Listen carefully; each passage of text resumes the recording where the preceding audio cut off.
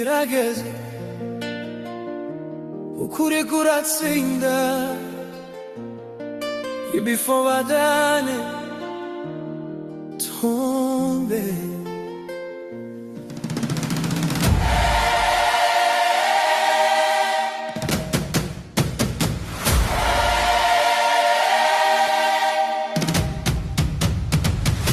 babeshe isi babeshe n'ababo unama zose za jambo rifite imbaraga diplomasi yabo yavuye hasi aho bageze hose barasanga umuryango ufunze bagiye bavuga ko bafite inzira ariko inzira yabo yari umwijima bagenda basanga izuba ryararashe akagara kamaze kuhagera mbere hiyotera imbere mu kinyoma inzangwe zawe nzizigera kure isi irabona amateka arandika igihe cy'ukuri kiraje zikigaruka inyuma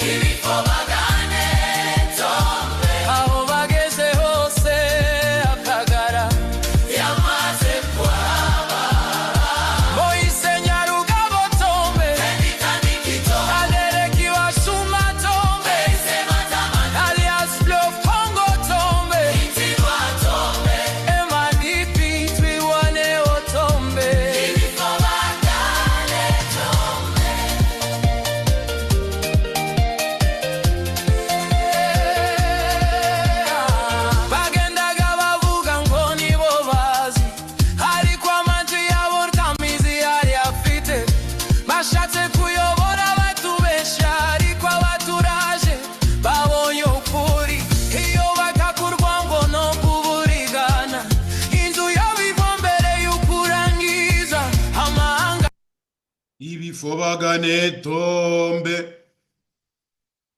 Turabashuje mwebwe mwese mukurikiye radio televiziyo Umurindi, mwebwe mwese musanzwe mukurikira ibiganiro byacu kandi mukadufasha kugira ngo bigere henshi hashoboka, mwebwe mwese mudufasha kugira ngo tumenye amakuru yaho muherereye kandi tukifashisha ayo makuru kugira ngo nyine ubuvugizi bukomeze butera imbere, hanyuma bimenyekane ibirimo kubera mu karere, ibirimo kubera mu banyarwanda, ibirimo kubera muri kariya gace k'ibihugu byegereje ibiyaga bigari, aho u Rwanda rurimo rukora iyica rubozo, rurimo rukora ubwicanyi, rurimo rukora jenoside ku baturanyi, ku baturage bo mu bihugu by'abaturanyi, ariko kandi nk'uko mubyumvishe muri iyi ndirimbo ni ibifobagane isontombe, ibifobagane tombe, Kagame tombe, nabo babikorana bose.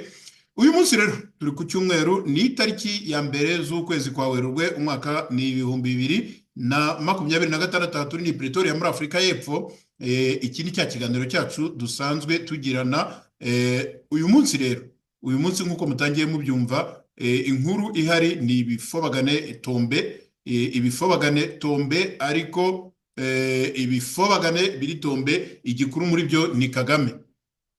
Kagame n'ibihano bya Amerika ubu ngubu turibaza aho bigereye, tuze kureba no muri Kongo agahenge hamwe n'ibitero bikaze birimo kugabwa, birimo gutwika ibifobagane, birimo gutwika ingarisi z'inyeshyamba za Perezida Paul Kagame za RDF M23 AFC, nabyo bikajije umurego. Hakaba harimo kwibazwa noneho amaherezo ya bya biganiro kagahenge kavuzwe ndetse n'imyanzuro yavuye mu manama mpuzamahanga. Banyarwanda, banyarwandakazi, mwumvise Kagame, ndashimira cyane umusaza wanyohereje, umusaza wo mu Burayi wanyohereje ka disikuru ka Kagame, sanction, reka tukumve burya ntabwo ngirijwe ngirya Kagame, ngugo nge sinzikurira, by the way ntabwo nzikurira, nicyo gitumye ijwi ryanjye ridakunda itabahereza neza. Mr. Go to Hell, Mr. Marira aho aba yivugira, ariko nagira ngo tumwumve hano aratwibwirira uko asanzwe avuga, mbese agiye gukora mu nganzo igifobagane. bagatangira sanctions James Kabarebe sanctions officers sanctions for what? You are just foolish, absolutely foolish.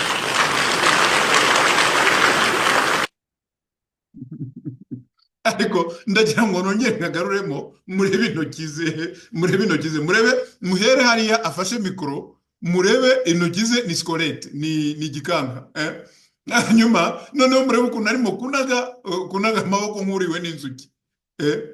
Just foolish. Bagatangira sanctions James Kabarebe sanctions officers sanctions for what? You are just foolish, absolutely foolish. Noneho reka nyine mbonye ndi munyenga, noneho murebe agahanga, murebe ukuntu akabije agahanga. Bagatangira sanctions James Kabarebe sanctions officers sanctions for what? You are just foolish, absolutely foolish. So, reka duhere kuri ino shusho, murebe uno mugabo ukuntu akabije agahanga, murebe ukuntu arebera muri kiriya kirahuri. Noneho ntabwo nshobora kubabonera Kagame wa kera agifite amenyo meza aje imbere, nubwo hari harimo n'ayakutse. Kagame wa kera w'imisaya irambuye, murebe noneho, murebe nuko ategereye ku mashusho, sinzi niba hagaragara neza. Murebe noneho ubu asigaye afite imisatsi y'iminyerere, asigaye tonko, ameze nk'umwana warwaye bwaki. Ibi rero abanyarwandakazi nta kindi, impamvu si yindi, impamvu ni umutima waboze, ni umutima w'ubugome, ni umutima w'urwango. Muzarebe Bizimana iyo arimo ahamagara abahutu, iyo arimo ahamagara abahutu avuga ho bonse, avuga n'ibiki numvishe ko nawe ariho yonse. Muzarebe umuntu w'umugome ntashobora kugira isura y'abantu bazima.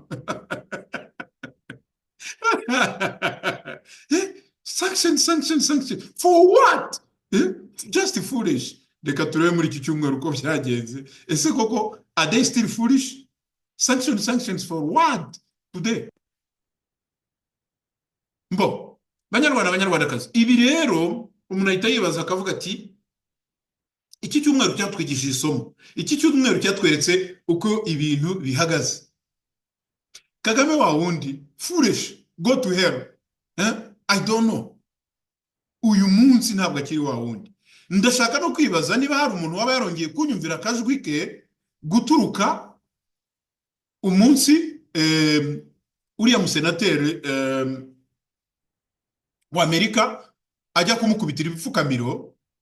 Niba hari wongeye kunyumvira akajwi ke ngo turebe n'ibijwi ryaba ryaragize wenda ryaragororotse, atarira, atari marira.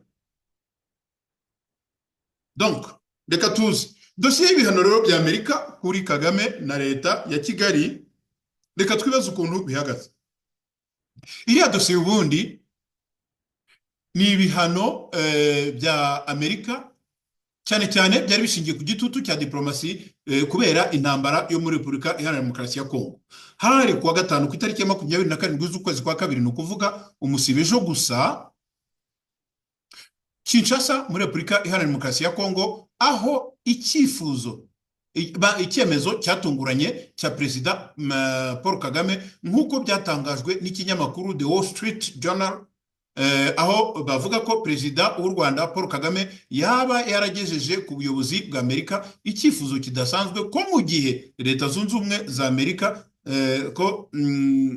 bisaba ko Leta Zunze Ubumwe za Amerika mu gihe zabakuriraho ibihano byari biteganijwe kumufatirwa no gufatira ubutegetsi bwe bw'u Rwanda rwakwiyemeza gusenya umutwe wa M23, rwo n'u Rwanda rwakwiyemeza gusenya umutwe wa M23 no gukura ingabo zarwo ku butaka bwa Kongo muri Repubulika Iharanira Demokarasi ya Kongo.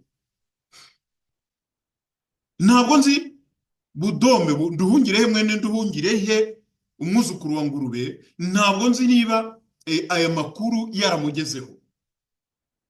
Nduhungirehe yemwe na mukuru arinda, nari navuze ko nazongera kumuvuga kuko ibyagiye biba byaragiye, ariko mujye mureka tubavuge kuko bariya ifont partie y'amateka y'igihugu cyacu.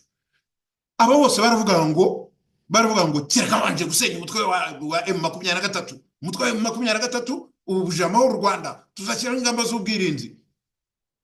U Rwanda nirwo rwemeye ko ruzasenya umutwe wa M23, ruzasenya umutwe wa M23 rugakura n'ingabo zarwo muri Repubulika Iharanira Demokarasi ya Kongo. Ongera unsubiriremo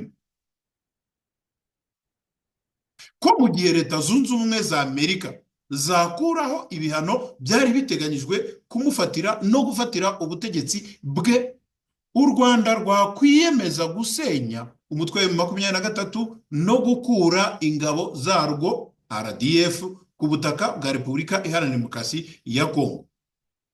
Bivugwa ko ubu butumwa bwanyujijwe kuri senateri w'umurepublikani Lindsey Graham, umwe mu banyapolitiki bafite ijambo rikomeye muri Kongere ya Amerika kandi wegereye ubuyobozi bwa Donald Trump. Ibi bintu bituma umuntu yakwibaza ati si ahubwo impamvu zaba zarateye uku guhindura imvugo zaba ari izihe? Amakuru avuga ko igitutu cya diplomasi n'igisirikare cyiyongereye, bikaba byaratumye Kigali itangira gushaka ibiganiro na Washington mu buryo butaziguye. Mu cyumweru cyabanjirije je pense nko mu byumweru nka 2 bishize, twumvise ko Kagame utaraherukaga kugenda yanyarukiye muri Leta Zunze Ubumwe za Amerika, aho yagiye ngo akabonana n'abantu bo muri Association Internationale ya Basketball n'ibiki byose, aho umwe muri abo niba atari bombi uko ari batatu, niba atari bose uko ari batatu, ngo bagombaga kujya kumuvuganira baciye kuri vice president wa Amerika. Uwo vice president wa Amerika wahise abatera utwatsi arababwira ati uwo muntu njyewe twarivuganiye mu kiganiro cy'umunota umwe n'amasegonda 17, mubwira ko nta cyakorwa hadakuwe ingabo za RDF ku butaka bwa Repubulika Iharanira Demokarasi ya Kongo. Je suis en train de citer, ndimo ndasubiramo iby'abandi bantu bavuze. Uwo mugabo warivuganiye, ubwo ni igihe abo baherwe bo muri basketball bamuvuganiraga, uwo mugabo twarivuganiye mu kiganiro cy'umunota umwe n'amasegonda 17, twumvikana ko nta kintu na kimwe cyashobora gukorwa igihe atavanye ingabo ze muri Repubulika Iharanira Demokarasi ya Kongo. Niba ibyo bintu bitabaye, ni vice president wa Amerika, niba ibyo bintu bitabaye, nta mishyikirano, nta biganiro. Bimwe mu byavuzwe nk'impamvu nibyo byibi bikurikira. Hari igitutu cya gisirikare aho FARDC, ni ukuvuga ingabo za Repubulika ya Demokarasi ya Kongo, nabo bafatanyije barimo Wazalendo bakomeje imirwano mu burasirazuba bwa Repubulika ya Demokarasi ya Kongo. Hari kandi kuvugwa ububasha bw'ikoranabuhanga n'abajyanama ba gisirikare, harimo n'abahoze bakorera isosiyete ya Blackwater, isosiyete y'Abanyamerika ikora ibijyanye n'umutekano. Reka mbanze mbabwire ko iki gitutu cya gisirikare ari cyo Budome ngira ngo aheruka kuvugiraho, ariko nejo ngo yari tunengeje, nejo bundi yari tunengeje avuga ko ngo yavumbuye, yakoze ubushakashatsi. Maze rero hari umugani w'ikinyarwanda uvuga ngo imfizi zirivuga, naho na bwa Nyabukondogoro ngo bukavuga ngo ba, muzi uko imfizi yivuga, ivuga ba yongeza.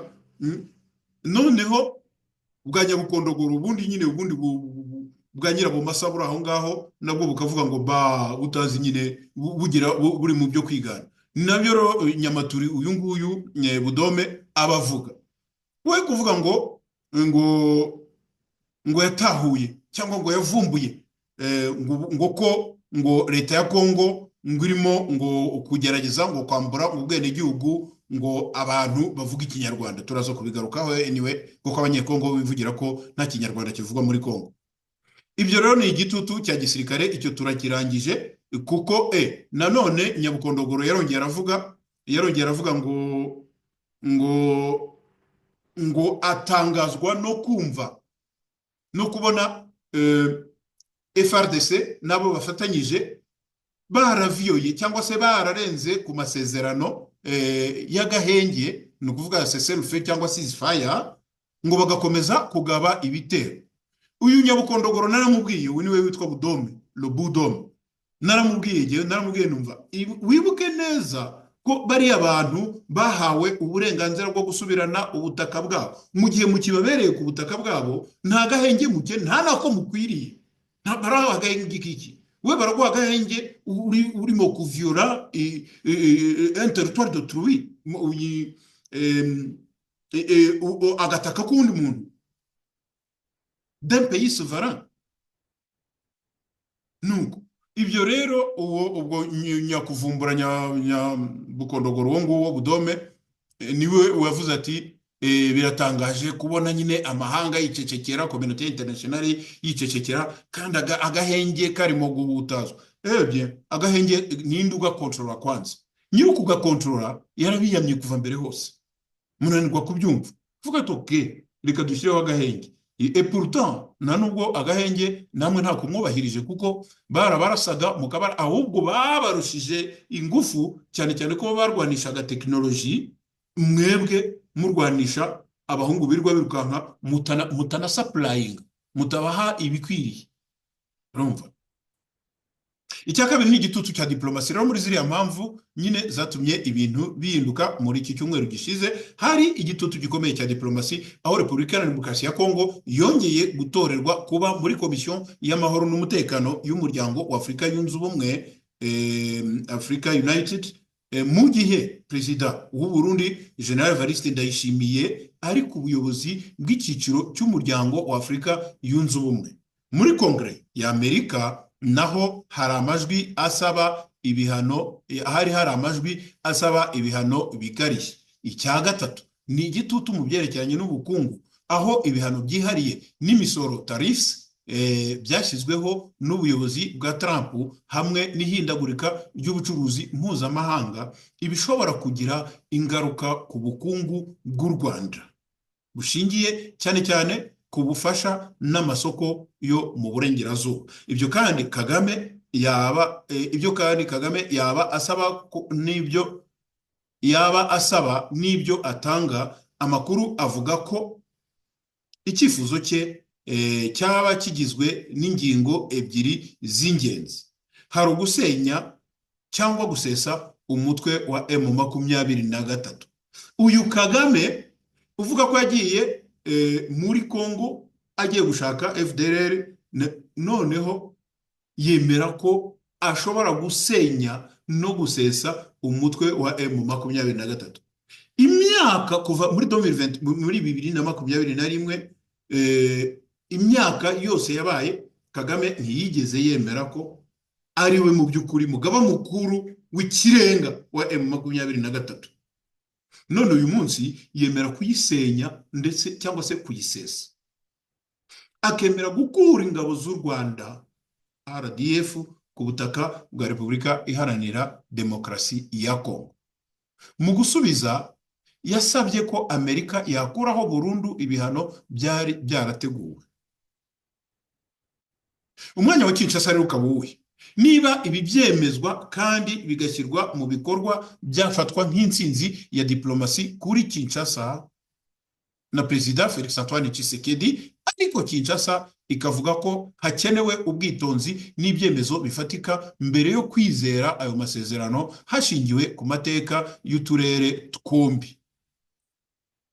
Bishatse kuvuga iki? Hashingiwe ko ibyo FPR yahereye kera ivuga, ndimo ndavuga guturuka ku ya mbere Ukwakira mu 1990 up to date kugeza kuri uyu munsi, ubu turimo tuvuga ku mugoroba w'itariki ya mbere z'ukwezi kwa Werurwe umwaka wa 2026. Ni imyaka myinshi cyane, nta na rimwe FPR ivuga ikintu ngo yongere igisubiremo. Autrement dit, nta na rimwe Kagame n'agatsiko ke bavuga ikintu ngo bongere bagisubiremo cyangwa bagisohoze uko cyakabaye. Ababaye Arusha barabizi. Umuntu noneho akaba yakweza ateze iyi ni intangiriro noneho y'iherezo ry'intambara yo muri Kivu. Mu by'ukuri iyi nkuru yatumye benshi bavuga ko bishobora kuba ari intambwe iganisha ku iherezo ry'intambara imaze imyaka myinshi mu burasirazuba bwa Repubulika ya Demokarasi ya Kongo, ariko icyemezo cya nyuma kikazaterwa n'uko Washington na Kinshasa babyitwaramo, ndetse n'uko ibyo byemezo byashyirwa mu bikorwa mu buryo bufatika. Banyarwanda, banyarwandakazi, numva kuri ngewe iyi ngiyi ari intsinzi kuri Felix Antoine Tshisekedi, ariko ari n'intsinzi y'Abanyarwanda bamaze iminsi bagaragaza ububi bwa Kagame n'agatsiko k'amabandi yitwaje intwaro ayoboye. Noneho umwe ntabwo nabivuga en terme de pourcentage umuntu agereranyije n'amajanisha ngo tugeze ku gice cya kangahe ku ijana, ariko nagira ngo mbabwire ngo muri mwese uwaho buri muntu ari isengereri cyangwa, kuko iki ni kimwe mu mbuto zisaruwe ku buvugizi twamaze imyaka dukora. Ubu hari umuntu umwe cyangwa se ibifobagane bashobora kuvuga bati none se mugeze mu Rwanda, none se mukuyeho Kagame, bya bindi ajya avuga ngo Kagame muzakoraho Kagame ryarese binyuze mu zihe nzira se? Oya, ibi ngibi twarabivuze. Kagame ubundi nta mupfu bahamba atabanjije gusamba. Umupfu wari we wese ujya gupfa arabanza agasamba, yamara gusamba naga imigeri arwana ahekenya amenyo agira gute, yarangiza ibyo ngibyo akageraho akagagara. Guess what? Abantu bagomba kuza bakagenda bakora kuri za jigireri kugira ngo bumve niba agatima kagitera, kugira ngo bazemeze ko none ejo utamushyira mu isanduku agahita igipfundikizo akinaga hakurya, cyangwa utamushyira mu butaka agatimbya nk'ifuku. Ahangaha ngira ngo arimo aratera imigeri ya nyuma, arimo arasamba ariko aratera imigeri ya nyuma. Mukibaza uti ibi ngibi biramutse bibaye muri Kongo, nubwo muri Kongo bitari byahagarara, biramutse bibaye muri Kongo bizagera mu Rwanda bite? Chers amis, biramutse bibaye muri Kongo, abumvishe Kongo nibo bazahindukira bakumva n'Abanyarwanda.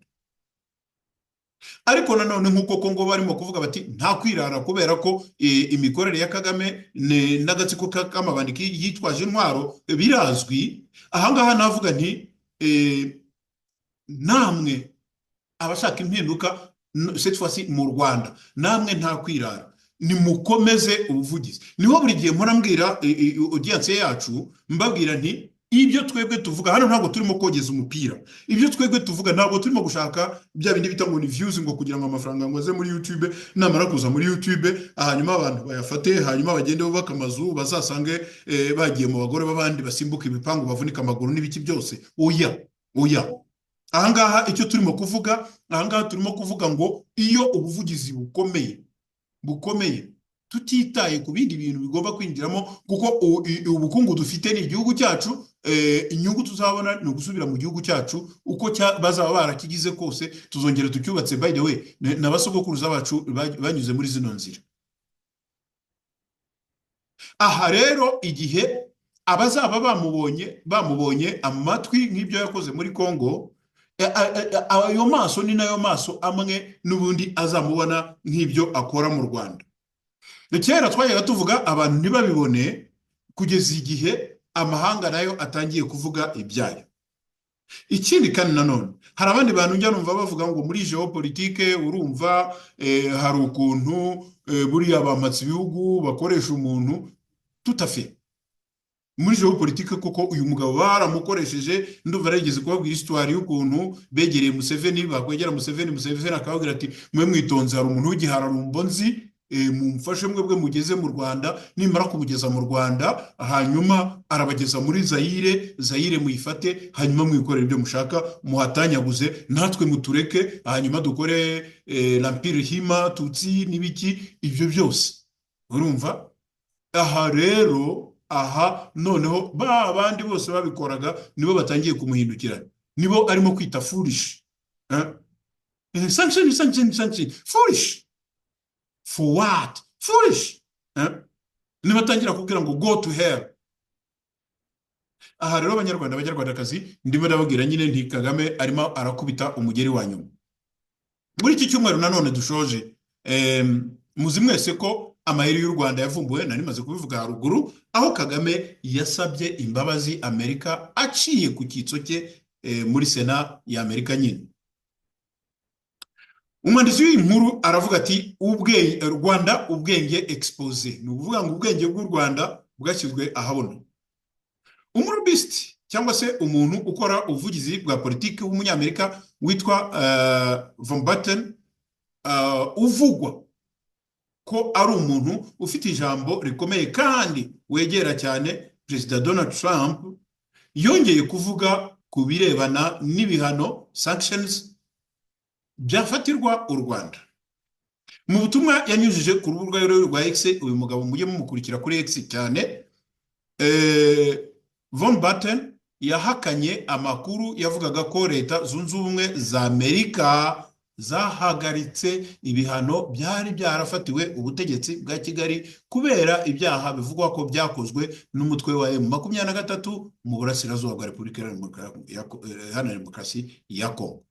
Yavuze ko ibyo byatangajwe n'abo yise abayobozi batatangajwe amazina mu kinyamakuru Wall Street Journal atari ukuri. Yagaragaje ko kuva amagambo y'abayobozi barimo umunyamabanga wa Leta ushinzwe ububanyi n'amahanga kugeza ku mutekano yemewe asohorwa na White House na Minisiteri y'ububanyi n'amahanga ya Amerika, bigaragaza ko hazabaho kubazwa inshingano ku byaha byavuzwe.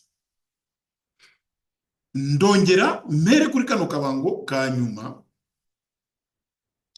Aka kabango ntago karavuga ko ibihano ntago byavanyweho, ahubwo byabaye bihawe ikiruhuko, niko navuga, cyangwa se byabaye bicecekeshejwe kugira ngo uyu mugabo ibyo yemeye gukora abikore. Noneho ni naho navugaga nti Banyarwanda, niho navugaga mu mbabare gatoya, niho navugaga nti natwe twese duhora dushaka impinduka. Ubu umuntu yatangira rwose agatangira kwiyogoshesha ipasheni nziza, agatangira kurimba, kuko igihe kirageze kugira ngo Kagame ave mu nzira. Reka mbisubiremo, igihe kirageze kugira ngo Kagame ave mu nzira. Ibihano abaye abisubikiwe kugira ngo abashe gusinzira, ariko bidapfa bidapfusha azabazwa ibyakozwe n'ingarisi z'inyeshyamba ze ku butaka bwa Repubulika Iharanira Demokarasi ya Kongo, mu burasirazuba bwa kiriya gihugu, mu ntara za Kivu zombi. Ku bijyanye na Senateri Lindsey Graham, Von Batten yavuze ko ari umuntu w'icyubahiro, anahakana ko yaba arimo kurengera Perezida Paul Kagame, uretse wenda kujya kumwingingira nk'uko n'undi wese yabimusaba. Yongeyeho ko Perezida Kagame yaba yarijeje Senateri Graham ko u Rwanda ruzubahiriza amasezerano ya Washington, kandi ko umutwe wa 23 ukeneye ngo igihe cyo kuva mu bice byo mu burasirazuba bwa Repubulika Iharanira Demokarasi ya Kongo, ariko kugeza ku munsi ku musibejo kuwa gatanu itariki 27 Gashyantare M23 yari gihari, kandi hakomeje kuvugwa ibyaha bikorerwa abasivili. Bityo rero Van Batten yemeza ko Kagame yaba yarabwiye Graham ibitari ukuri. Yasoje avuga ko bagiye kuganira na Senateri Graham n'abandi bagize inteko ishinga amategeko ya Amerika, kandi ko bazahagarara bashikamye mu kugaragaza ibyo bita ibinyoma bya Kigali.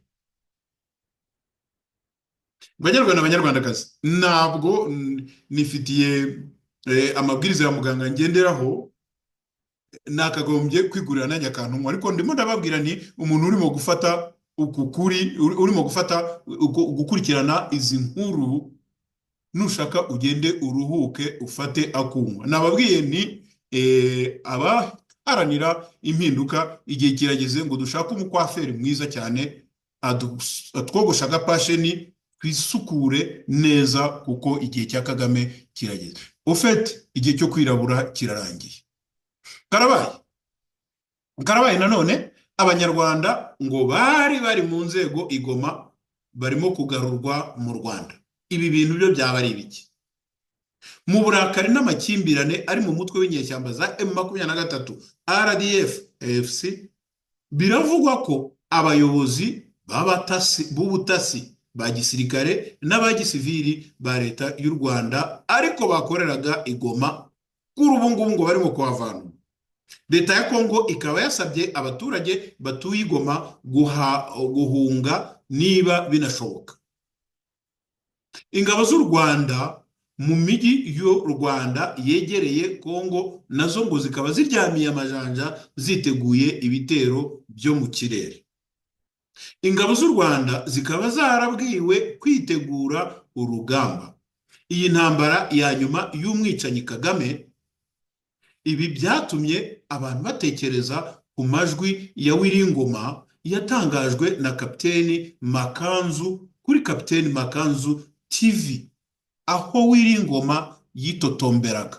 Nagira ngo mfata aka kanya mbahe amajwi nshimira cyane Kapiteni Makanzu. Hari abantu bajya bavuga reka nacyo mbanze nyinyureho, hari abantu bajya bavuga ngo uyu nguyu avugira uyu nguyu avugira uriya jamais. Twebwe ntabwo dufite uyu nguyu tuvugira n'uriya wundi tuvugira.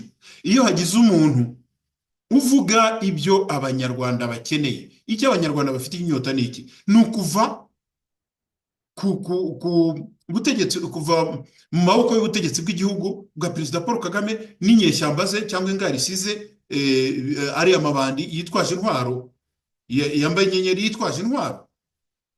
Now niba umugenzi wacu azanye inkuru cyangwa se niba mugenzi wacu avuga ibitaturwanya, uwo muntu adutwaye iki? Niba mugenzi wacu avuga ko Kagame ahemukira abanyarwanda, natwe akaba ariko tubibona, akaba ahemukira abanyekongo, akaba ahemukira abarundi, natwe akaba ariko tubibona, uwo munyarwanda adutwaye iki?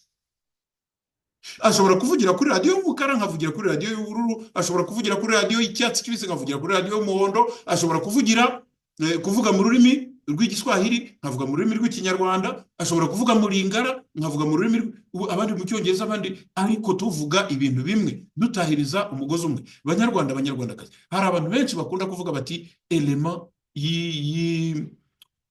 y'ubufatanye hagati ya opposition, element y'ubufatanye hagati y'abantu bashaka ko ibintu bihinduka. Nta muntu n'umwe urya wenyine, urya rumwe ngo birakonja.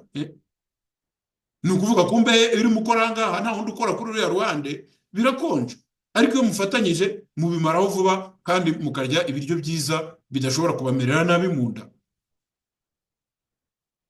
Now reka tugaruke kuri Kapiteni Makanzu. Ngewe makredi kubera ko aya majwi niba yarabonye Kayitarata yabonye, ntabwo numva ko ibyo ngibyo byatuma abantu bavuga ngo uri yakora akana kuri akana kaoya.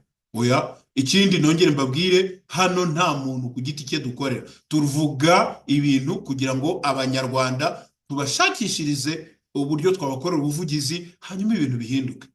Utambuka ufite ibyerekeranye nicyo cyerekezo uwo ari we wese ni mugenzi wacu. Reka twumve Kapiteni Makanzu dushimira cyane. Uyu ni Wiringoma agiye kwivugira, ari kuganira n'undi muntu, ari kumubwira akarengane kiye. Murakundi shyira kuri mikoro biri mu Giswahili ariko ndaza kubisobanura. Ese nukizi uragisobanura? Ndagisobanura. Kila mtu anajijua kwenye iko sawa.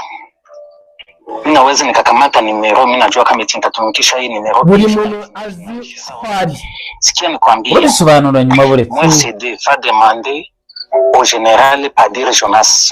Nilikuwa naye kuanzia 2e brigade kamikoro gashire Kabalo, Kongolo, Manono c'est où c'est encore hapo nani c'est où Baraka sawa ti Kabamba Minova nilikuwa naye Tigoma nisikie vizuri CD sawa kuanzia 4e brigade banaiunga.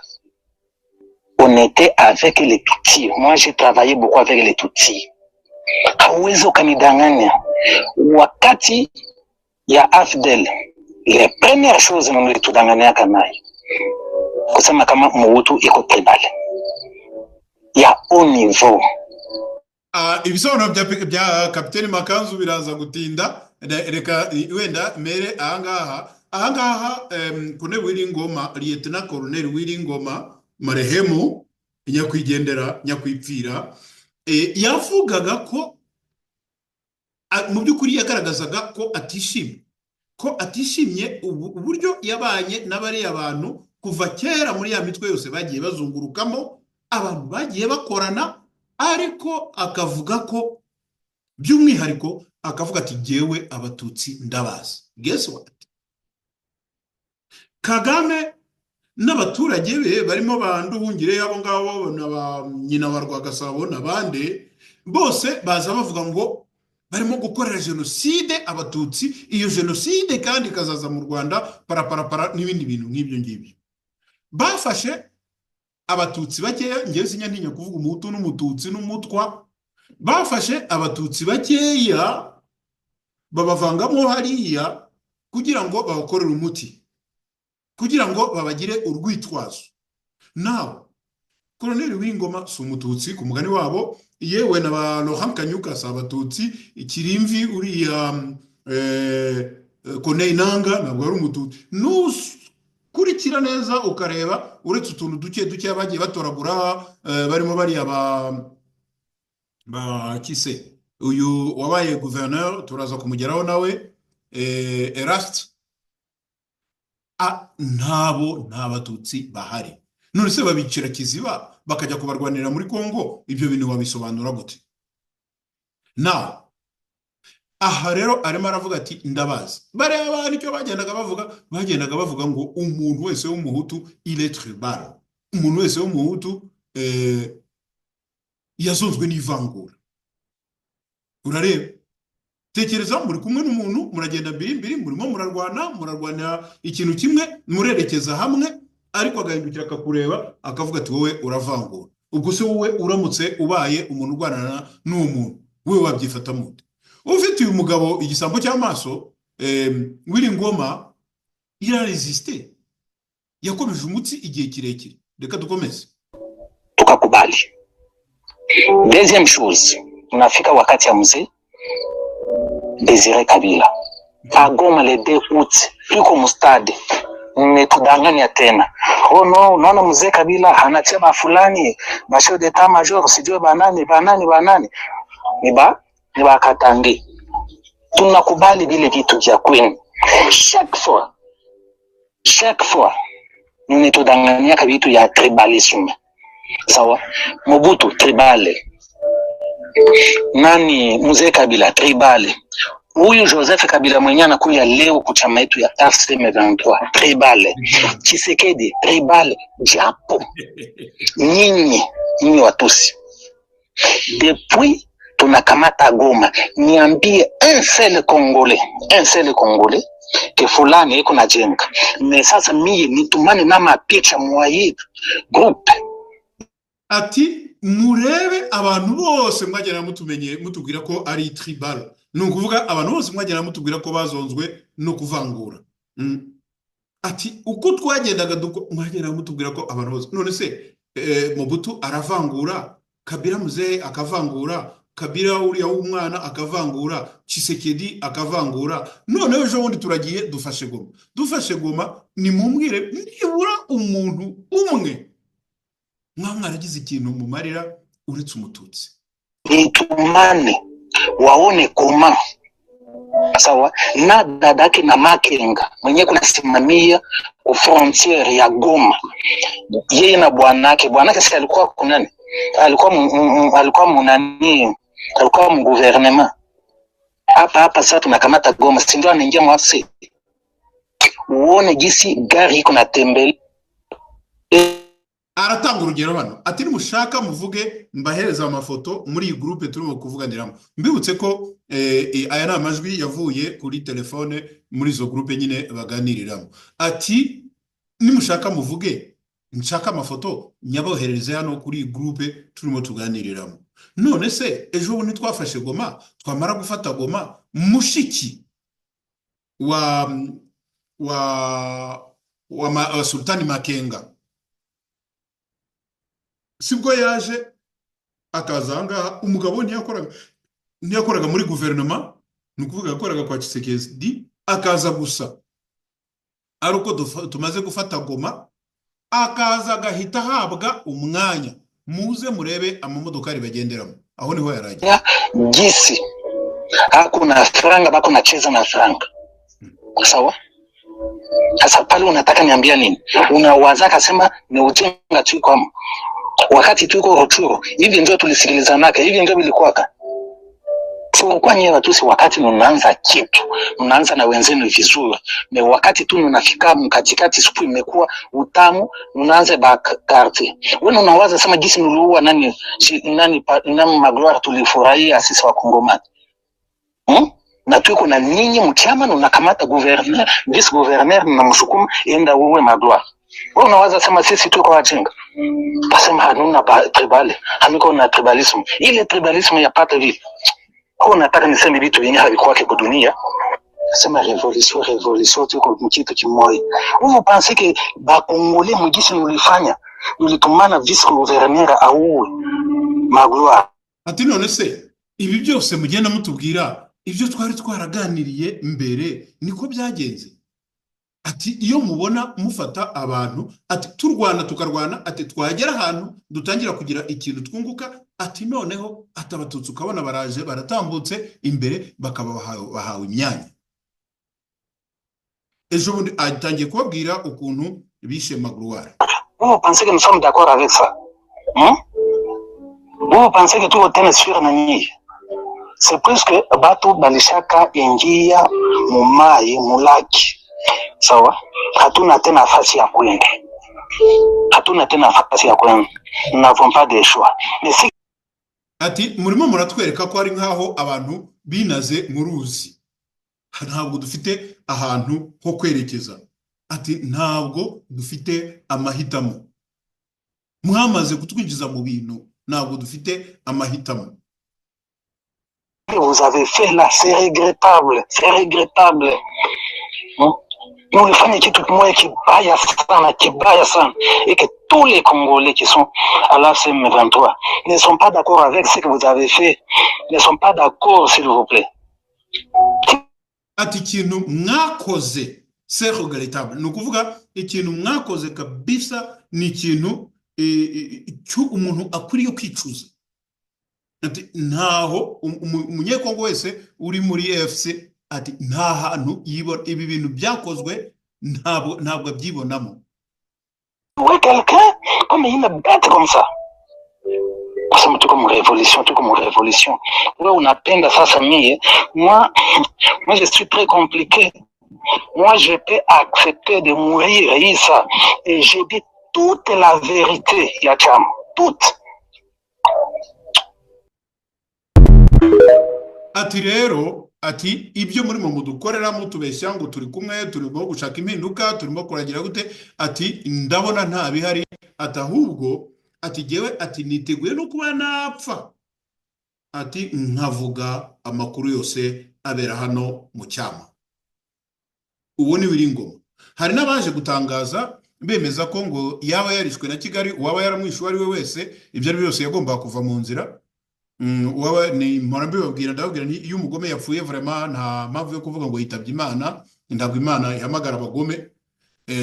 Uwo nyine abayagiye hahandi Kagame yoherezaga abazungu, abayagiye just rot in hell. Uwo nguwo aravuga ati jewe niteguye no kuba napfa, ariko nkavuga ibintu byose bibera hano mu cyama.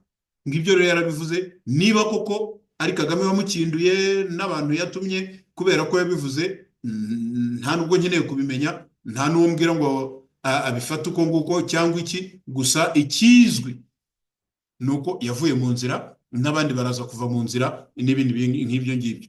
Ikigaragara rero ibikorerwa hariya nyine muri FCM23 RDF nabo ubwabo ntabwo babyishimiye. Noneho havukiye n'intuza n'iyi nkuru yo kuvuga ko mu by'ukuri abari i Goma, abanyarwanda bari mu nzego i Goma barimo kugarurwa mu Rwanda. Hari indi nkuru numvise abandi bavuga ko ngo no mu Rwanda barimo kwishitura abantu bafite inkomoko muri Congo, bari bafite imyanya cyane cyane mu gisirikare, notama muri Republican Guard, ni ukuvuga mu bashinzwe kurinda Kagame n'ibindi bisambo nkawe. Hanyuma rero uyu munsi twamenye indi nkuru yimenye ku munsi w'ejo, aho ngo mu Rwanda haba hari amabandi ageze ku rwego rwo kwiba indege. Reka mbanze mbahe agakuru gatoya. Ndi umwana, ubu twumva ngo abitwa ba Nshuti Manase ngo bafite indege, uretse ko tuzi ba nyirazo bo bakaba ari abashumba bazo. Ndi umwana bajyaga batubwira ngo Majyambere Sirasi ngo afite indege. Ntabwo babitubwiraga gusa, nigeze kujya gutembera mu kibuga cy'indege merekejwe na data wacu n'undi mugabo wakoraga ku kibuga cy'indege, ajya kutwereka indege, yewe nako kadege ka Majyambere, uretse ko ngo ntabwo yari imwe, twanagakandagiyemo ku kibuga cy'indege. Ntabwo nzi ko Majyambere nubwo yari afite indege, ntabwo nzi ko yarazi aho bayitwarira. Yewe sinahamya ko nabo Nshuti Manase, uretse ko baziragirira Kagame, birancitse ndamuvuga ariko mwese muramuzi, simpamya ko nabo Nshuti Manase bazi kuzitwara. Noneho rero kumva ko ingegera berekanye ku mafoto zashatse kwiba indege ya kajugujugu mu Rwanda, hanyuma kandi ngo amakuru akaba, cyangwa se niba ari amaperereza ntumbaze ibyo ari byo, ngo akaba yarabwiye ko izo ngegera ni abahungu, n'ubuhungu rwose buri aho ngaho bw'ubuturage. Ngo bari barababwiye ko baba barapereje bagasanga ngo iyo ndege yari guhagarara ku kibuga cy'indege mpuzamahanga cya Goma. Ikibuga cy'indege mpuzamahanga na Kagame ubwe bwite yivugiye ko badashobora kukirekura, uretse ko barimo kukibarekurisha bubi na bwiza. MONUSCO imaze kukicaramo. Namwe munyumvire iyo fabrication aho yerekeza, ndaje ndahababwira. Duhereye kuri iyi nkuru ivuga, ni inkuru yavuye kuri BTN TV, ivuga ko mu gace ka Nyamirambo ahitwa Nyamijose, ahazwi nka Nyamijose i Kigali, havugwa abasore batatu batawe muri yombi n'inzego z'umutekano nyuma yo gushaka kwinjira no gukoresha kajugujugu ifite nimero 9XR/SE, bivugwa mu mbabarire 9X inyuguti ya R na SE, bivugwa ko ari isosiyete ya MTN Mobile Money Rwanda, ariyo Momo Rwanda. Amakuru atangwa n'abari aho avuga ko iyo kajugujugu yari ihagaze, abo basore batangira kuyifotora imbere yo kuyinjiramo. Bivugwa ko bageze no ku rwego rwo kuyatsa moteri. Abaturage babonye ibyabaye bahise batanga amakuru, maze inzego z'umutekano zihagera zihita zibata muri yombi. Ngo abo basore bivugiraga ko intego yabo yari ukuyijyana ku kibuga mpuzamahanga cya Goma. Reka tugende akantu ku kandi. Ntabwo ndi buvuge iby'inimero z'indege, ntabwo ndi buvuge ko ari iyandi, ari iya Momo n'ibiki, ahubwo baravuga ngo amakuru atangwa avuga ko iyo kajugujugu yari ihagaze aho. Abasore batangira kuyifotorezaho no kuyifotoreza imbere, bagera n'igihe cyo kuyinjiramo. Birahagije. Noneho ngo bivugwa ko bageze no ku rwego rwo kuyatsa moteri.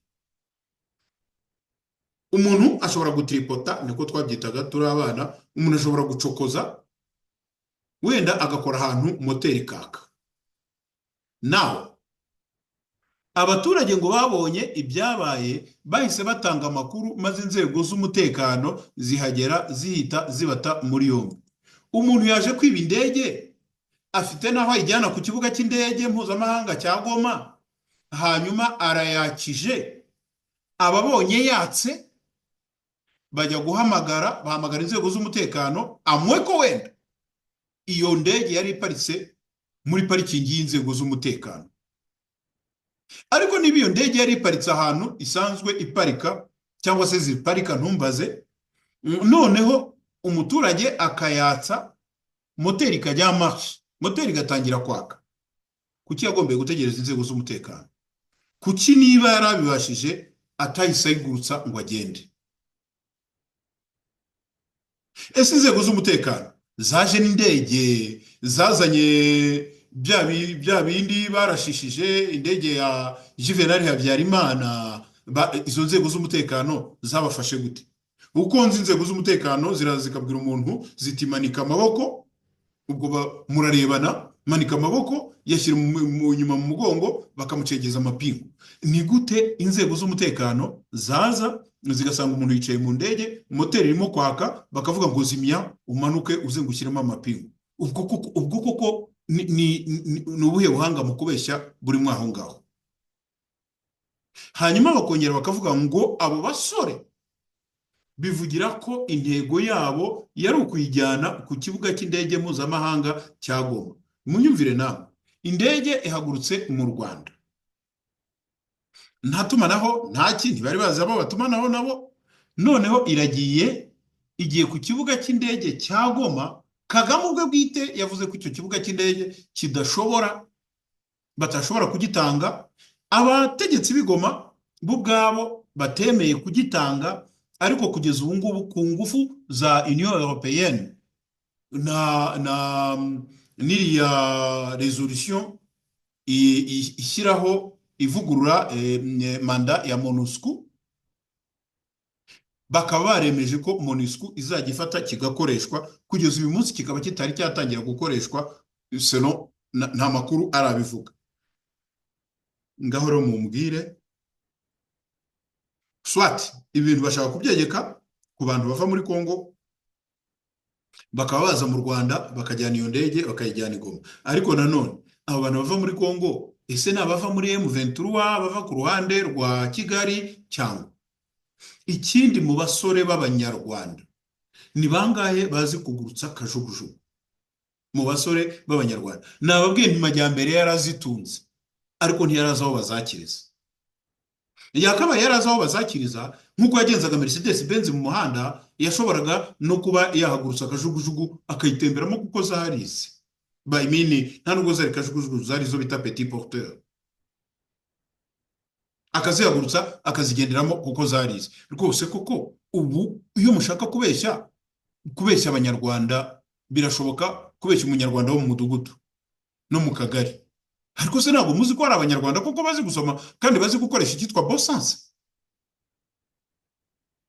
Ngayo nguko rero urumva nyine ko mu Rwanda hatangiye kuba ibisambo byo ku rwego rwo hejuru bishobora kugurutsa indege, ariko inzego z'umutekano nazo zikaba ari hatari, ku buryo zivuga ijambo rikamanura indege iri mu kirere, cyangwa se indege ikazimya moteri. Et puis kajugujugu ni indege ikoreshwa mu mirwano.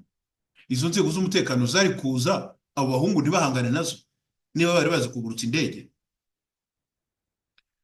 Twikomereze. Leta Zunze Ubumwe za Amerika batangaje ku mugaragaro ubufatanye mu bya gisirikare na Repubulika Iharanira Demokarasi ya Kongo. Iyi rero ikaba ari gasopo ku gihugu cy'u Rwanda, kuri Perezida Paul Kagame, no ku bifobagane kuri iriya leta nyine y'amabandi yitwaje intwaro yambaye inyenyeri. Naho mukanya navugaga nti umunyarwanda wumva ashaka impinduka, iki ni igihe cyo kugira ngo utangire witegure. Ariko niba unanyumva, mushake n'uburyo mwakwishyira hamwe, mwumvikane kuko imihanda irimo iraharuka.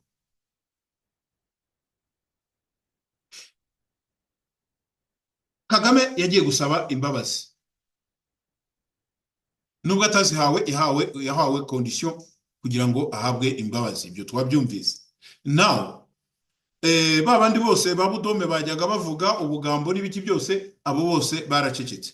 Undi wari we wese ushobora kuba avuga iby'ibifo bagane nyine avuga ko muri Kongo ntabwo tuzava, baratubeshyera, ibiki n'ibiki, noneho hari agahenge, FRDC yanze kubahiriza agahenge, noneho Amerika yinjiye mu bufatanye bwa gisirikare. Ni ukuvuga iki? Ni ukuvuga ingabo za Amerika uzazisanga ku butaka bwa Kongo. Nizere ko Nduhungira atazagenda ngo avuge ngo yahabonye abacanshuro. Ibikoresho bya gisirikare bya Amerika uzabisanga, murabona indege nashyize ku gifuniko cy'iki kiganiro, uzabisanga muri Kongo. Ni ukuvuga iki? Ni ukuvuga ko akantu kose kerekeranye na M23, RDF, AFC, ibintu byose biri mu nyungu za Kagame ubu bigomba kuzimira ku butaka bwa Kongo. Twumve inkuru uko ivuga. Leta Zunze Ubumwe za Amerika zatangaje ubufatanye bwa gisirikare n'umutekano na RDC, Repubulika ya Demokarasi ya Kongo. Leta Zunze Ubumwe za Amerika zatangaje ku mugaragaro ko zigiye kugirana ubufatanye bwa gisirikare n'umutekano na Repubulika Iharanira Demokarasi ya Kongo. Leta ya Kinshasa, nk'uko byatangajwe na United States Department of State Amerika na RDC, bagiye gutangira gusangira amakuru ajyanye n'umutekano mu gihe nyako, real time, guhuza na coordination y'ibikorwa bya gisirikare ndetse no gufashanya mu bikoresho bya gisirikare n'ibyifashishwa mu mirwano. Iri rikaba ari itangazo rishimangira intambwe nshya mu mubano w'igisirikare hagati y'ibihugu byombi mu gihe mu burasirazuba bwa Repubulika ya Demokarasi ya Kongo hakomeje umutekano mukeya n'imirwano. Amerika iyo yinjiye mu bintu, sinshaka kuvuga amakuru ya Iran, mu mbabarire, nge ngomoka mu karere k'ibiyaga bigari, ndavuga amakuru y'iwacu. Mu karere k'ibiyaga bigari niho hanyenteresa, niho iwacu, niho nshaka gusubira, niho navuye niruka kibono mpamaguru. Ni ukuvuga ngo Amerika na Kinshasa bagiye noneho gukorana bya hafi. Ikindi kandi mwibuke ko Amerika ifitanye amasezerano y'ubucuruzi bw'amabuye y'agaciro na Repubulika Iharanira Demokarasi ya Kongo. Bivuze iki? Ntabwo Amerika yakwemera ko inyungu zayo zihungabanywa n'umutekano mukeya uterwa na Perezida Paul Kagame. Kuri twebwe abanyarwanda turi ku ruhande, turimo turareba uko Perezida Paul Kagame ameze nka ya nkende irimo yurira igiti, noneho bakagenda babona ubwambure bwayo abibereye hasi. Aha niho Amerika izanamuhindukirana ikamubwira, burya bwose banatubwiye ko ariwe wahanuye indege Habyarimana, twari tutarabyemera. Burya bwose banatubwiye ko abicanyi interahamwe zari kuri bariyeri, hari harimo n'amaselule y'abantu mwagiye mwoherezamwo abo mwitaga abatekinisiye. Burya bari baranatubwiye ko kuva muri 90 mwagiye mwica abantu guturuka ku mupaka kugera ku wundi mupaka w'igihugu cy'u Rwanda. Burya ibi byose bizagenda biza. Burya batubwiye ko ari mwe mwarashe Colonel Patrick Karegeya muri Afurika y'Epfo, ariko twari burya twamenye ko ari we wambuye Rujugiro ibintu bye. Burya twamenye ko ari we wishe Kizito Mihigo, wishe Rwigara, Sinapol, wishe burya. Ubu ibi byose bigiye kugaruka byishyire kuri plateau. Hagati aho leta ya Kinshasa nayo yagabye ikindi gitero simusiga ahantu hitwa Iwarikare, ni muri Repubulika ya Demokarasi ya Kongo, muri Kivu y'Amajyaruguru, aho FRDC batangije igitero simusiga muri Warikare, aho imirwano ikomeye yatangiye mu gitondo cyo kwa gatanu icyo kuwa gatandatu y'itariki 28 ni ukuvuga umunsi w'ejo hagati y'inyeshyamba za FCM 23 n'ingabo za leta ya Repubulika ya Demokarasi ya Kongo FARDC zifatanyije n'imitwe yitwara gisirikare y'abaturage izwi ku izina rya Wazalendo. Iyi mirwano ikaba irimo kubera ahitwa Kibati mu itsinda cyangwa se groupement ya Ruberike mu karere ka Warikare mu ntara ya Kivu y'Amajyaruguru. Amakuru atangwa n'inzego z'umutekano n'ubuyobozi bw'aho hantu avuga ko ingabo za leta zatangije igitero zigamije kwisubiza ako gace kari kamaze hafi umwaka kagenzurwa n'inyeshyamba za FCM 23. Ikaba ari imirwano ibaye mu gihe mu ntara ya Kivu y'Amajyaruguru hakomeje kugaragara ubwiyongere bw'imirwano n'umutekano mukeya, aho ibintu bikomeje guteza impungenge ku baturage no gutuma benshi bava mu byabo.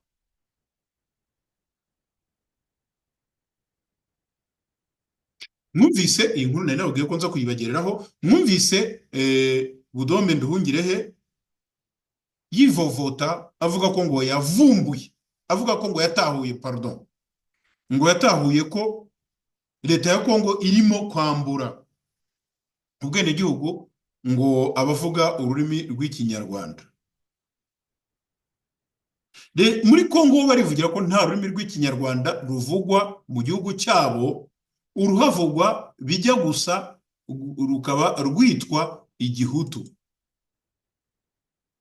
aho abaruvuga mu Rwanda barwita ikinyarwanda, abaruvuga i Burundi bakarwita ikirundi, naho abaruvuga muri leta mu gihugu cya Uganda bakarwita igifumbira. Hari umugabo hano ujya avuga ko ngo ari umwami w'abahutu, abenshi mujya mumubona kuri za Facebook, murantunga, ibyo ntabwo ari umurimo wanjye. Uvuga ko ngo we avuga ururimi rw'igihutu, ko abanyarwanda atari abanyarwanda, ari abahutu, ko u Rwanda rwa kera rwavuyeho n'ibindi bintu byinshi cyane. Ibyo ntabwo ari business yanjye, buri muntu ajya avuga ibye. Ariko noneho nagira ngo bumvise uko uyu mu chef, ni babandi bita abatware cyangwa se abami b'udu quartier muri Kongo, arimo abisobanura. Dufite amajwi ye n'amashusho hano, atwibwiriye uko ibi bintu bimeze n'izi ndimi iwabo n'uburyo zivugwa nuko azizi ahandi hantu. Emigo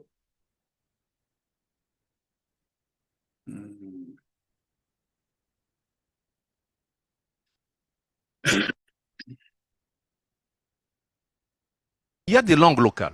Il y a une langue locale, par exemple, qui est parlée à Rutshuru. Mais pas seulement à Rutshuru.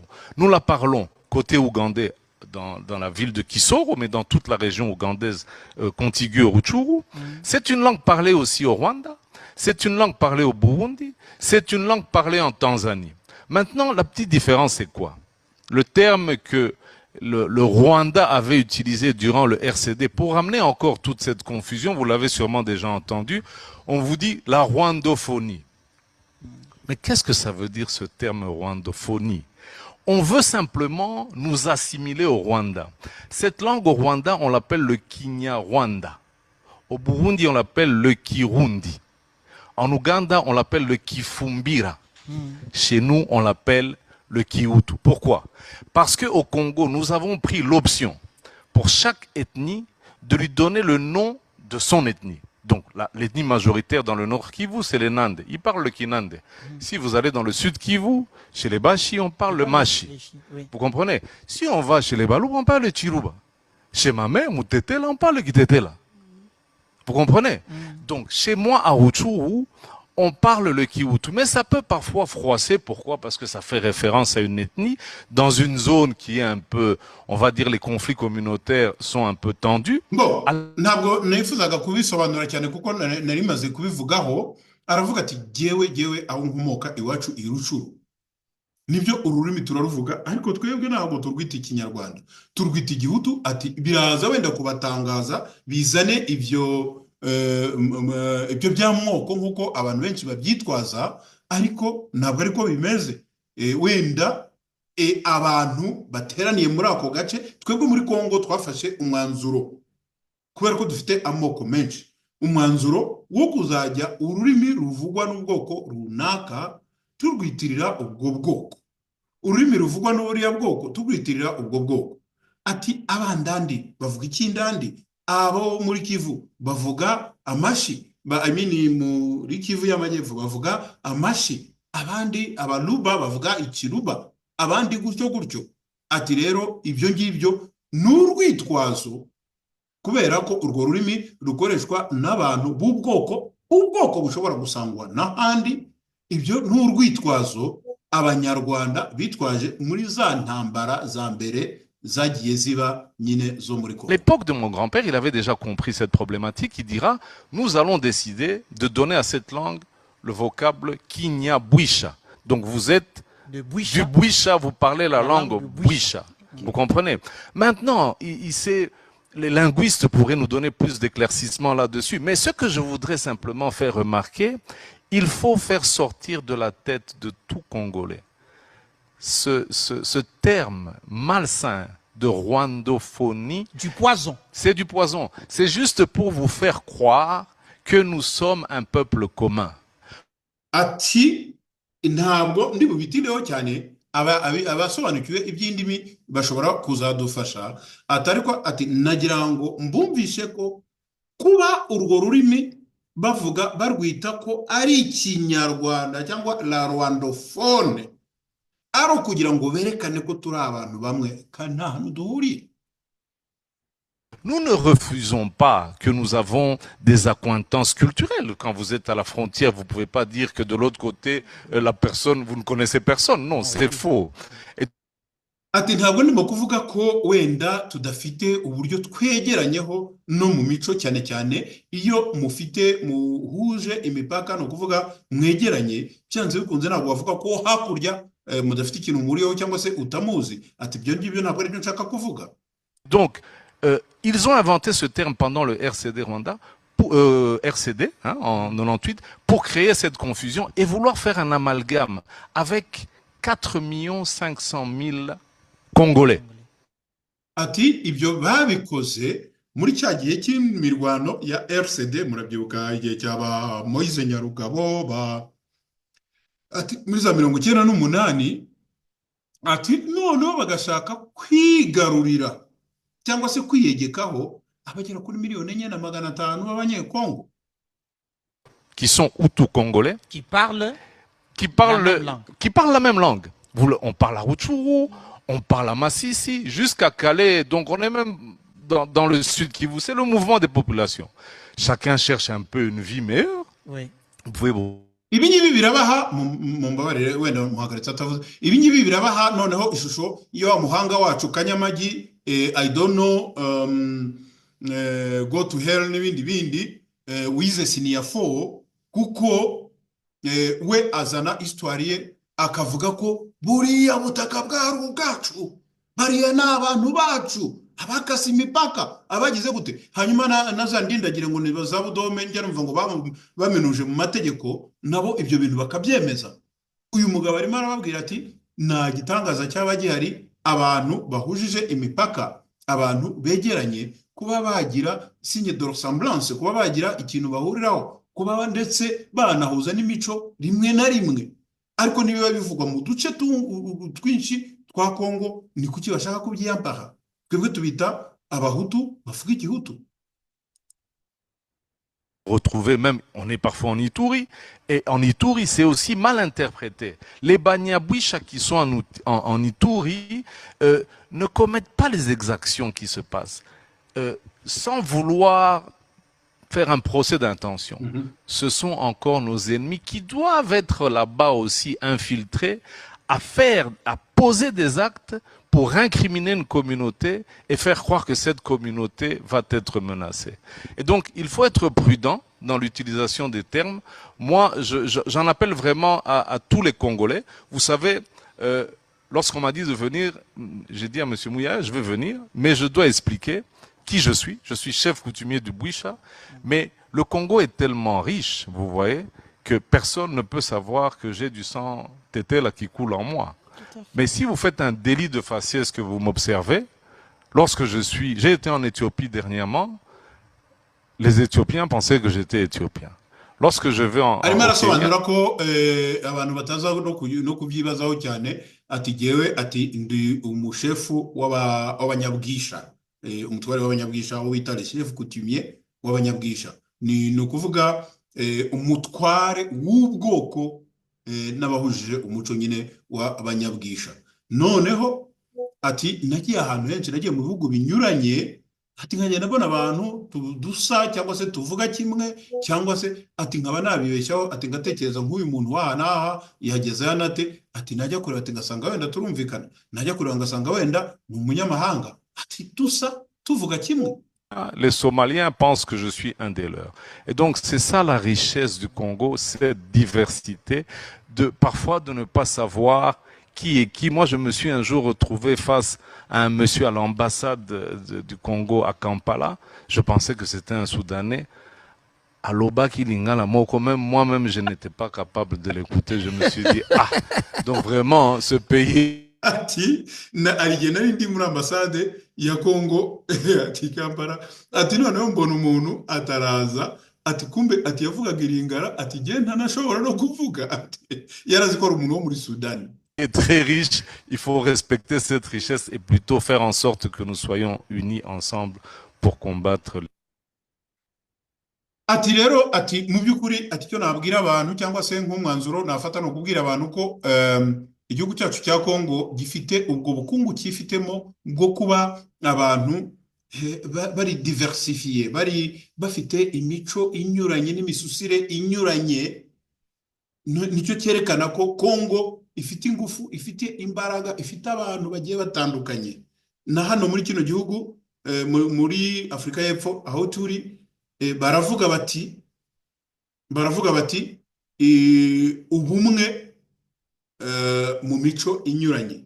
Aha naho bafite abantu b'imico benshi, harabusanga ari hari n'abazungu murabizi bagashaka buhake bahindutse abene gihugu, hari umuntu usanga wamubona ukaba wagira ngo ni imvange y'umwirabura n'umuzungu, kandi mu by'ukuri ari ukwasa. Abasanzwe muri kino gihugu abahabaye abo bita abakoisane ni abantu bafite of course babaho nk'abatwa b'iwacu kera, nabo ni abantu bafite uruhu rusa naho ari urw'imvange y'ikizungu n'ikirabura, ariko ni abantu biberaga mu ishyamba, ni abantu b'abaturage bari aho ngaho, ngira ngo mwagiye mubabona mu mafilime.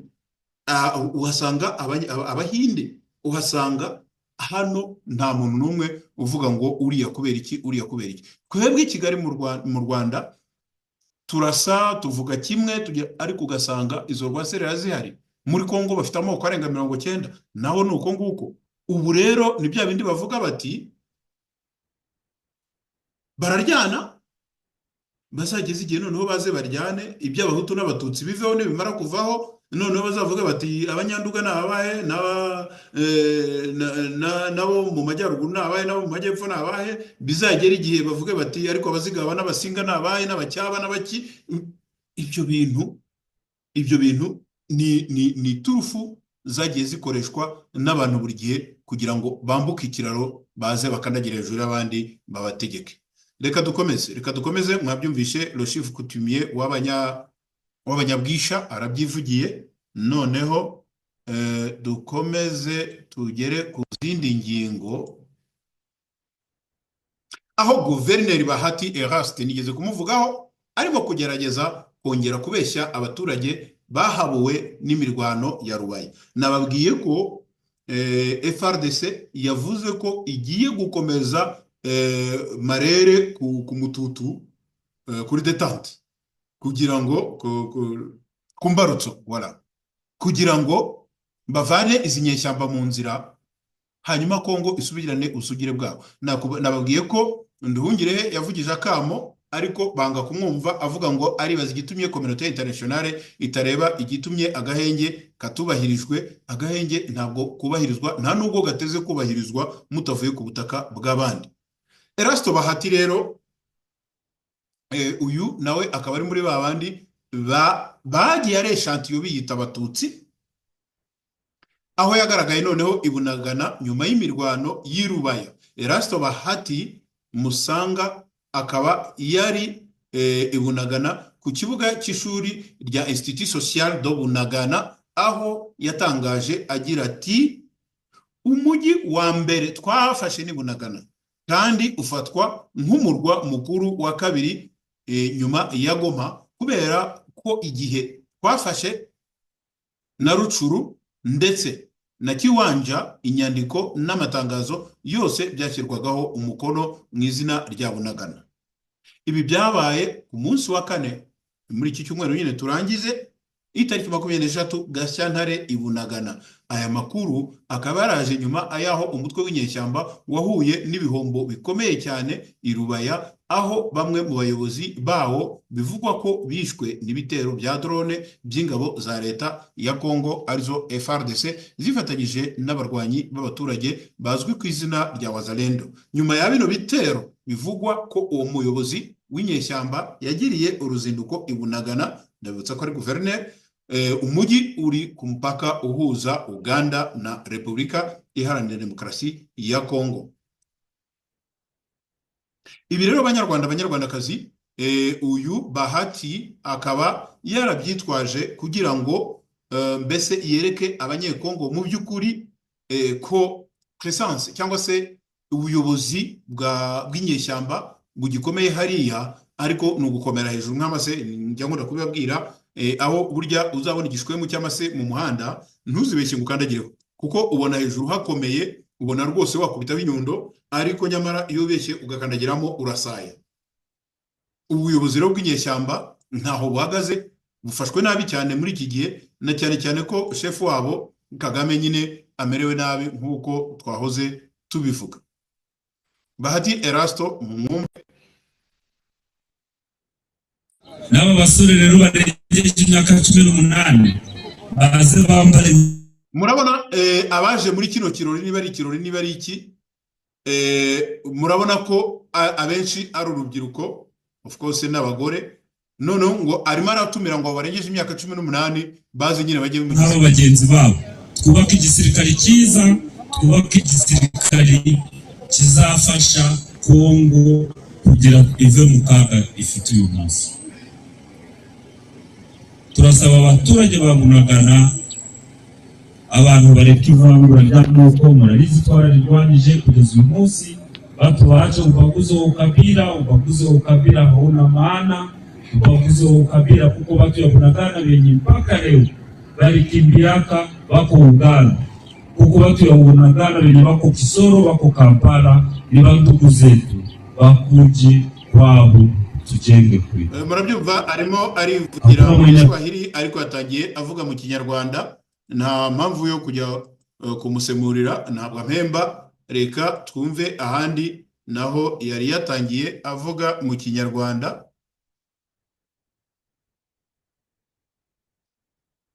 Muramubona wakiye tribune hejuru aho arinzwe. Ubona twagarutse Bunagana ni iwacu, nkuko bavuze abantu bose. Revolution yatangiriye hano, twatangiye hano haraguru turamanuka umujyi wa mbere twafashe ni Bunagana. Ubu kapitale ya pili ya AFC apare Goma ni Bunagana.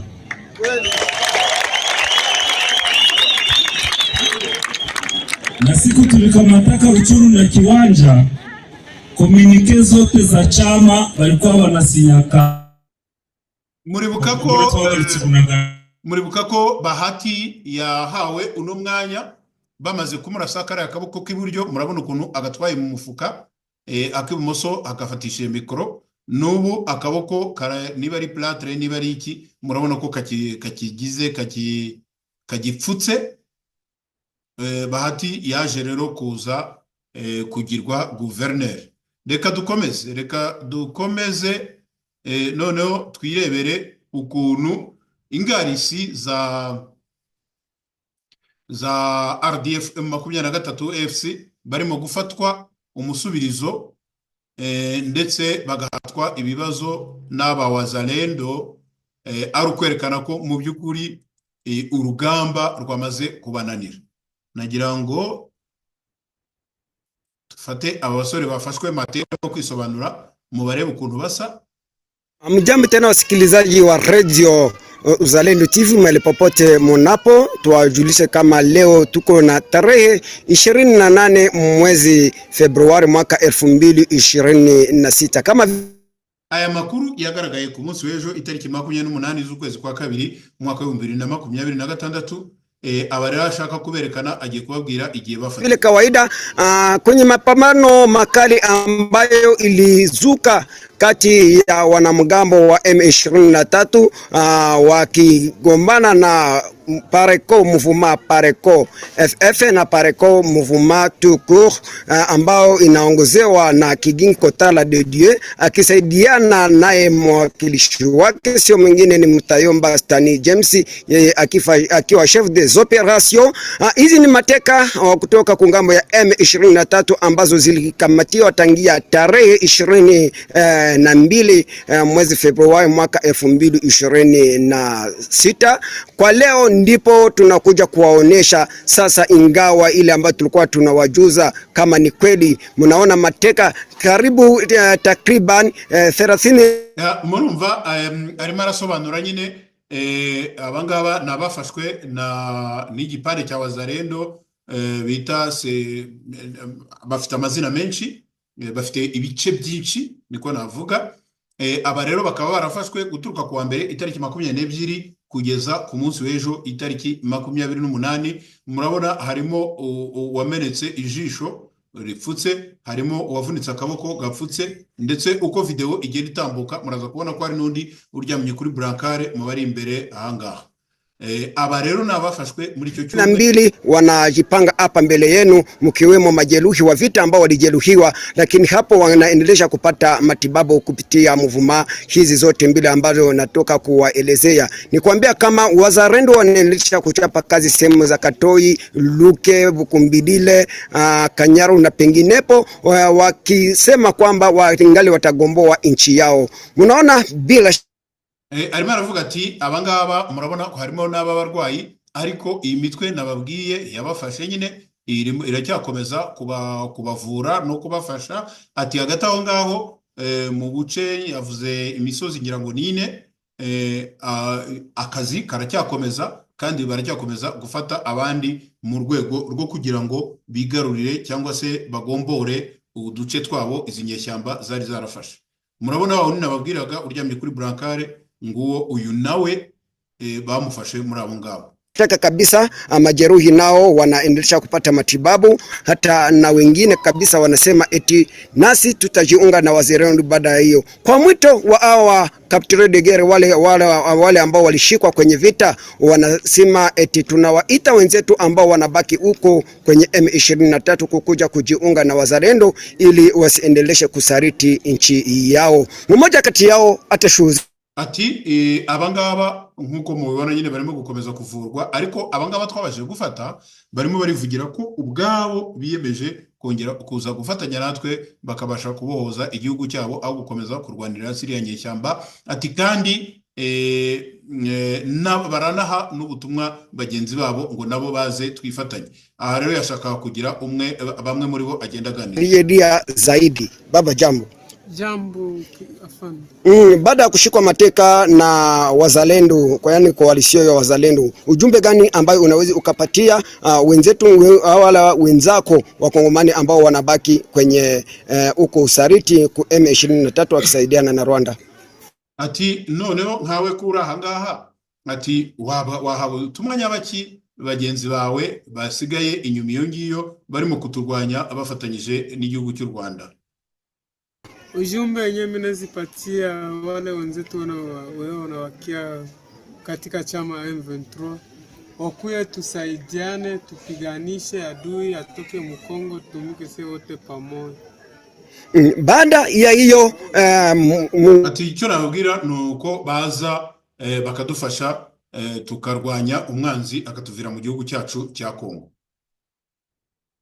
msimamizi wala chef des operations wa hii mapigano ambaye inaendelesha huku sehemu za Katoi na pembezoni, yeye Mtayomba Stani James anasema kwamba inabaki ni kazi ya jeshi wala ya serikali ili kujihusisha na watu hawa ambao walishikwa mateka, na operesheni zinaendelesha huko mbali na mbali, ikiwemo kabisa kusema kwamba ahadi kote kwenye M23 inamiliki tayari. Wazalendo wamefanya jitihada yoyote kusudi waangalie kama wanawezi kugomboa udongo yao. Mimi kwa majina unite MG5 wala arangiza avuga nyine ko nkuko babibwiwe na bwana Mutayomba uyoboye operation muri kare gace, ati turakomeza gukora ibishoboka byose ahantu hose haba hari umwanzi, no kuvuga umurwanyi wa M23 tuhafate hanyuma tubashe kugaruza amahoro mu gihugu cyacu.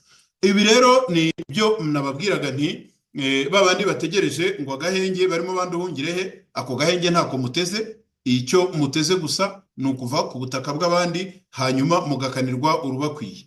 Mbabazwa buri gihe njya mvuga, narabivuze mukuru arinda agikoronga, narabivuze kuri Nduhungirehe, narabivuze kuri Evode.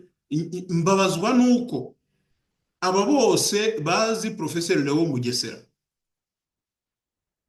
bazi ko yivugiye ati abatutsi nuko bafata bakabatemagura bakabanaga mu mugezi, umugezi ukazabajyana iwabo muri Abisiniya, niba ari muri Abisiniya, niba ari muri Ethiopia. Abangaba nabo bakabakivuga ano magambo. Ndibaza niba kuko Kagame ntashobora kukujyana wenda Nduhungire, ntibishoboka. Umenye ko unafite n'icyaha cy'inkomoko. Uri umuhutu byenke nyoko ari umututsikazi, unafite icyo cyaha cy'inkomoko. Wibuke ko unafite ikindi cyasha cyuko murumuna wawe Siriyake, niba ari murumuna wawe ari mukuru wawe simbizi, yafatiwe kuri barriere, yagaragaye kuri barriere, bagahita bamucura inkumbi. Ibyo ngibyo nta buryo wabisobanura. Ufite n'ikindi cyasha cyuko bahamagariraga abantu kujya kuri barriere mu Rwasave aho mama wawe yari yarahungiye, byenke yari umututsikazi, abantu bamushutse akajya kuri barriere nawe akaba yarahagaragaye. Ntabwo ari umwe, ntabwo ari babiri. Harabo njya mbona berekana